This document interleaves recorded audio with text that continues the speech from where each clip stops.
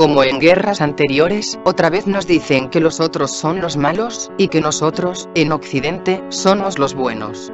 Pero en Occidente la gente se deja engañar por la propaganda de guerra, porque olvida o no sabe nada sobre Ucrania y su historia. Por eso, aquí les contamos la historia partiendo de cero. En un principio, tribus escandinavas provenientes de lo que hoy es Suecia, Noruega, Finlandia y Dinamarca, colonizaron lo que hoy es el norte de Rusia, específicamente la zona de Novgorod, y se estableció el reino de Novgorod. Según la crónica de Néstor, un varego llamado Riurik fue elegido jefe por varias tribus escandinavas y se estableció en la ciudad de Novgorod sobre el año 860. La crónica se refiere a él como patriarca de la dinastía rúrica. El reino de Novgorod empezó a expandirse hacia el sur con el comercio entre los pueblos escandinavos de los rum y varegos con las poblaciones turcas y el naciente imperio otomano. Novgorod funcionó como capital del reino original del pueblo rus hasta el año 882, siglo IX, cuando el príncipe Oleg transfirió su administración a Kiev y se origina el reino de Kiev. Pero en esa zona ya habitaban grupos caucásicos provenientes de la meseta del Irán, que se han identificado como ancestros de los eslavos. Obviamente, el desplazamiento hacia el sur de los rus escandinavos originó un intercambio genético, comercial y cultural con los habitantes de la zona y fue moldeando lo que en el futuro serían los pueblos de esa región. En el año 1015, siglo XI, se había establecido el Rus de Kiev. Es el origen de los pueblos eslavos, entre ellos, rusos, ucranianos y bielorrusos. Dinastía rúrica. A finales del siglo XII, el Rus de Kiev se disolvió en principados independientes, cada cual gobernado por una rama de la familia rúrica. La rivalidad entre los distintos principados por el predominio territorial de la Rus de Kiev terminó por desintegrar dicha unificación. Ante esta debilidad, en el siglo XIII los tártaros mongoles aprovecharon para invadir el Rus de Kiev, y la dominaron hasta el siglo XVI, cuando fue reconquistada por el Principado de Moscú. Ocurrió que los territorios del norte continuaron prosperando y, a pesar de sufrir dos terribles ataques mongoles que la devastaron, crearon una nueva entidad, Moscovia, que, en el siglo XIII, pasó a llamarse, el Gran Principado de Moscú, que, posteriormente, expulsó a los mongoles y dio origen al imperio de los zares y controló toda la región. Obsérvese que el este del Rus de Kiev, Crimea, y lo que hoy es Ucrania, era parte del imperio ruso de los zares. Ucrania en eslavo antiguo significa frontera. La Unión Polaco-Lituana fue una monarquía aristocrática federal formada en 1569 por el Reino de Polonia y el Gran Ducado de Lituania mediante la Unión de Lublin, y existió por casi 200 años. Ese estado no cubría solo los actuales territorios de Lituania y Polonia, sino que también parte del territorio de Bielorrusia y Ucrania, entre otros. Así, la parte occidental y central de Ucrania estuvo ocupada por el Imperio Polaco-Lituano, que estuvo casi 2 siglos en guerra con el Reino de Moscú y Suecia, entre otros. Desde los inicios del siglo XI, cuando ya existía el Rus de Kiev, los polacos, solos o unidos con Lituania, intentaban apoderarse de esa zona. Se observa en la lista que hubieron 14 guerras entre Polonia, el Rus de Kiev y después contra el Imperio de los Zares, y hasta en el siglo XX con la Unión Soviética por el control del oeste de Ucrania. Desde antes del Estado soviético ya los ucranianos del oeste querían ser parte de Europa occidental y los ucranianos del este pertenecían a la esfera de influencia rusa y estaban allí desde la Edad Media. Cuando la desintegración del imperio zarista con la revolución bolchevique de 1917, y durante el periodo de la guerra civil entre 1917 y 1923, se formaron muchas facciones políticas en Ucrania proclamándose a sí mismas como gobiernos. Cada una con simpatizantes y detractores. Los dos gobiernos más prominentes fueron el gobierno de la República Popular Ucraniana en Kiev, apoyada por Europa Central, y el gobierno de la República Popular Ucraniana de los Soviets en Kharkov, apoyada por Rusia. No eran rusos que invadieron Ucrania, eran ucranianos del este que formaban parte del partido bolchevique y querían formar una federación con Rusia, la Unión Soviética. Ambas repúblicas estaban superpuestas una a la otra en el mapa. Finalmente se constituye la Unión Soviética, donde se incluye la República Popular Ucraniana de los Soviets, mientras que el territorio del oeste estaba en manos de Polonia, que la había ocupado durante las guerras anteriores entre Polonia y el Imperio de los Zares. Este territorio es recuperado por Stalin con el pacto Ribbentrop-Molotov. Obsérvese, que hasta esa fecha Crimea seguía siendo parte de Rusia.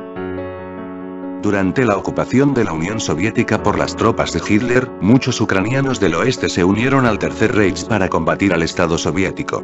Hasta sirvieron como policías de los campos de concentración nazis, denunciaron judíos y participaron en matanzas contra la población. Eran liderados por un tal Stepan Bandera. Stepan Bandera predicó la violencia política e hizo asesinar a unas 60 personalidades políticas, entre ellas 2 ministros polacos. Durante la Segunda Guerra Mundial, Stepan Bandera organizó el exterminio de los intelectuales judíos y eslavos. El actual régimen ucraniano ha construido monumentos que glorifican a Stepan Bandera. Uno de esos monumentos está en la ciudad de Lviv, donde Bandera supervisó una masacre durante la Segunda Guerra Mundial.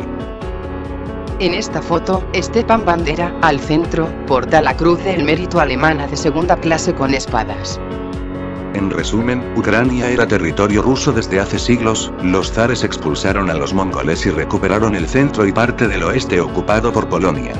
Vladimir Lenin en 1922 les devolvió el Donbass y el sur ocupado por el Principado de Moscú. Stalin recuperó el resto del oeste en 1939 y cuando la Unión Soviética expulsó las huestes hitlerianas de Ucrania y Polonia.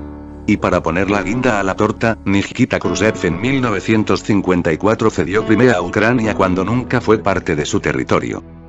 Llegamos así al mapa político de Ucrania actual, que puede parecer sencillo a primera vista, pero que tras las fronteras de sus regiones se esconden largos procesos históricos, así como disputas y tensiones que unen el destino del país a su vecina Rusia.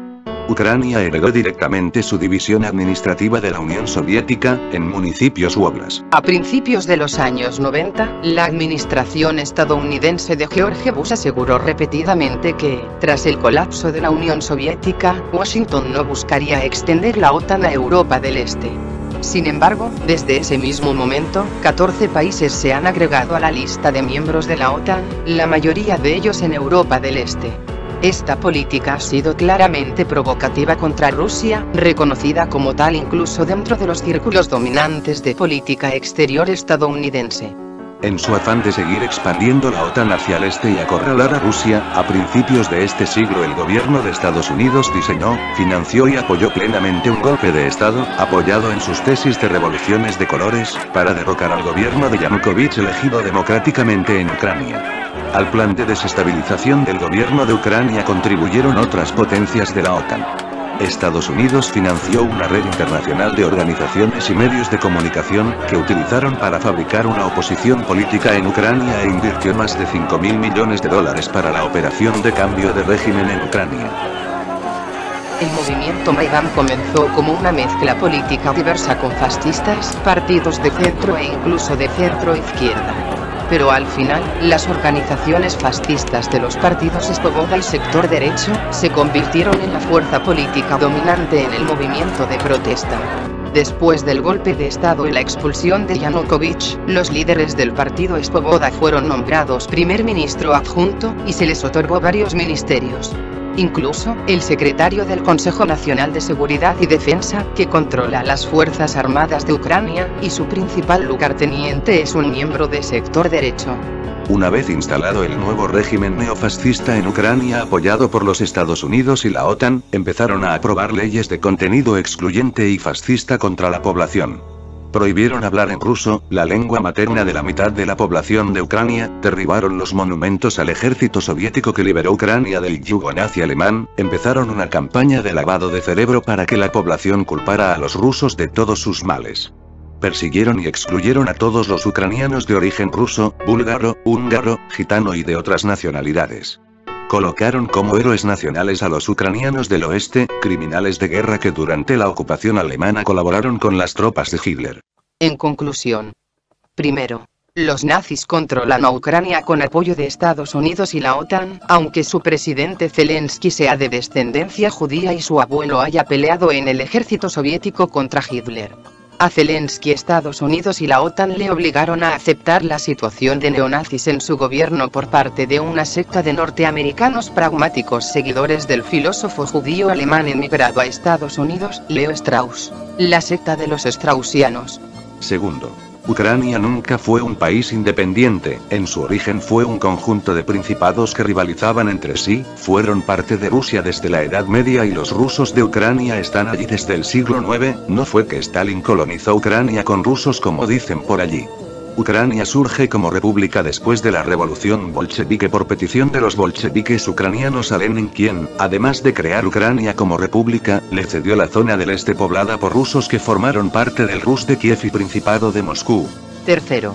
Además de la zona del Donbass cedida por Lenin, ya los zares habían recuperado la zona central para el imperio que había sido ocupado por los mongoles.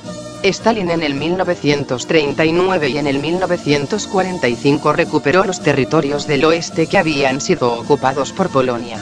Crimea nunca fue de Ucrania, la cedió el primer ministro soviético Nikita Khrushchev en 1954 sin consultar a la población. La realidad es que la República de Ucrania fue creada por rusos y soviéticos. Cuarto. En el oeste de Ucrania predomina la influencia cultural de otros pueblos vecinos, como polacos y lituanos, entre otros. Un gran porcentaje culturalmente se consideran centroeuropeos, producto de la ocupación de esa zona por el imperio polaco-lituano. Los ucranianos del este, por su parte, en su mayoría culturalmente se consideran rusos. Quinto. Por las invasiones ocurridas a lo largo de su historia, es difícil definir la mezcla racial predominante en Ucrania en una u otra zona.